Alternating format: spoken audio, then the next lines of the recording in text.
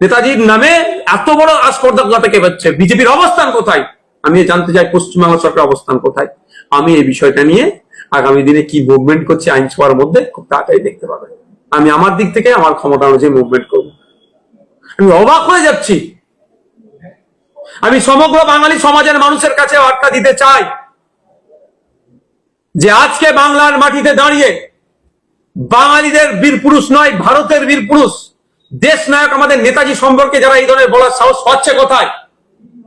আপনি বিজেপি করতে পারেন, আপনি তৃণমূলের বিরোধী হতে পারেন, আপনি আইএসএফ এর বিরোধিতা করতে পারেন, যা আপনার যদি পরিচয় থাকুক, কিন্তু নেতাজিকে যখন অপমান করছে, নেতাজি আর কোন রাজনৈতিক দলের সম্পদ, সবাই আমাদের সম্পদ, আপনি কি করে চুপ থাকতে পারছেন?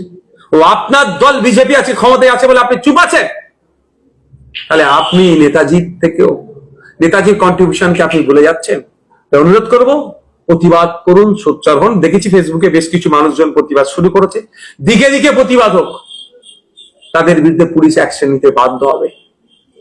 আর বিজেপি সরকারকে বলবো, আপনার প্রশাসন এখনো সুমোটো করছে না কেন, এর জবাব কিন্তু আগামী দিনে আপনাদের দিতে হবে। PB news.